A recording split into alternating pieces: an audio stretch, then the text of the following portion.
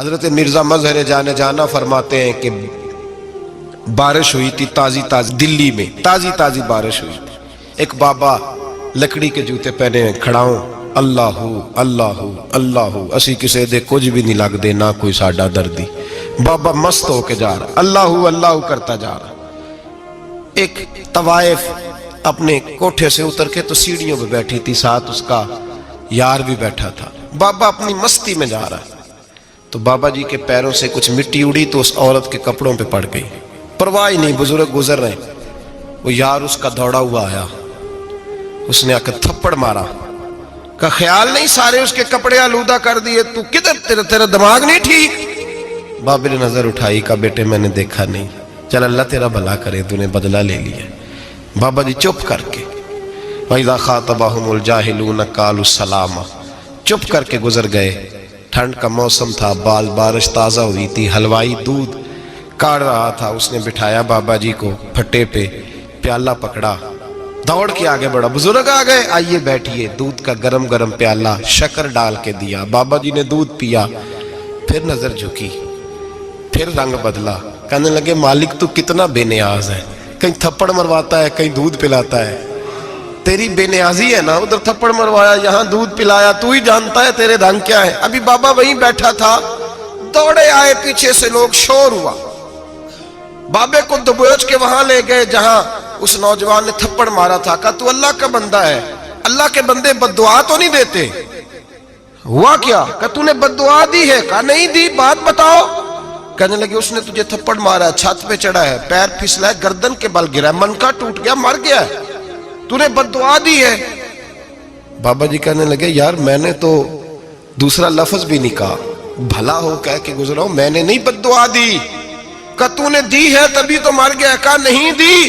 کہا بابا تو بزرگ آدمی ہے، سچ بول. تو بابا جی کہنے لگے سچ سنو. پھر میں آ رہا تھا، میرے پیروں سے مٹی اڑی، اس کے یار کے کپڑوں پہ پڑی، اسے برا لگا، اس نے مجھے مارا. جب اس نے مجھے مارا تو میں کوئی لاوارث تو نہیں تھا، جب اس نے مجھے مارا تو میں کوئی لاوارث تو نہیں تھا. مجھے دشمنوں نہ چھیڑو، میرا ہے کوئی جہاں میں ابھی پکار لوں گا، نہیں دور ہے مدینہ. اس نے مجھے مارا تو میں کوئی لاوارث تھا کہ میرا بدلہ کوئی نہ لیتا. اس نے مجھے مارا ہے تو میرے یار کو برا لگا تو اس نے اسے مار دیا ہے، میری تو غلطی کوئی نہیں. یاروں کا جھگڑا ہے، یہ تو دوستوں کا جھگڑا ہے، یہ تو یاروں کا جھگڑا ہے، کوئی غلطی نہیں میری، کوئی غلطی نہیں. خش خش جنہ قدر نہیں میرا، اے میرے صاحب نو وڈیاں، میں تے گلیاں دا روڑا کوڑا، میں گلیاں دا روڑا کوڑا. میں نو محل چڑھایا ہے سائیاں، میں نو محل چڑھایا ہے سائیاں. فرمایا اس نے مجھے لاوارث سمجھا تھا کہ تھپڑ مار کے گزر جائے، میرا کو پوچھے گا ہی نہیں. میرے رسول پاک علیہ السلام کے بارے میں رب فرماتا ہے ابھی میں تو تیرے ہوتے ہوئے کافر کو سزا نہیں دیتا کہ تو موجود ہے.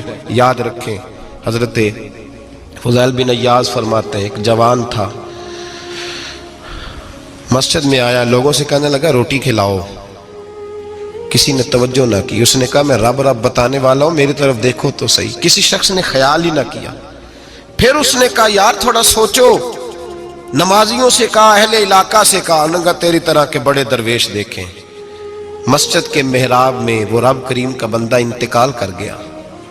جب فوت ہو گیا نا، لوگوں کا مزاج ہے بیمار کو دوائی نہیں دیتے، جنازے پہ وقت پہ پہنچ جاتے. جب کوئی گر رہا ہوتا ہے تو سہارا کوئی نہیں دیتا، جب کوئی گر جاتا ہے ٹانگ ٹوٹ جاتی ہے تو تیمارداری کو زمانہ پہنچ جاتا ہے. وہ بزرگ، وہ نوجوان اللہ کا نیک بندہ مسجد کے محراب میں فوت ہو گیا.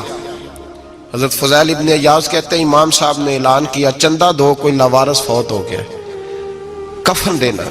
چندہ کٹھا ہوا، کفن خریدا، جنازہ پڑا. عشاء کے بعد دفن کر کے آئے.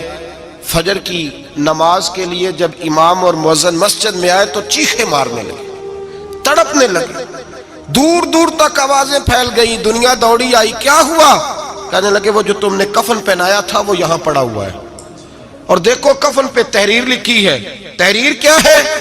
عرش کے مالک نے فرمایا میرے دوست نے روٹی مانگی تم نے دی نہیں، اس نے تمہیں میرے قریب کرنے کے لیے اپنی طرف توجہ کرائی، تم نے کی نہیں. اور میرا یار تمہارے کفن کا محتاج تھا، سنبھال کے رکھو اپنا کفن، میں نے اسے جنت کا لباس عطا فرما دیا، سنبھال کے رکھو. یہ کوئی لاوارثوں کا ٹولہ ہے؟ یاد رکھیں جو وارث والے ہیں وارث والے ان کا رنگ اور ہے، جو ماننے والے ہیں ان کا مزاج اور ہے. اپنی زندگی لوارسوں کی طرح نہیں گزار.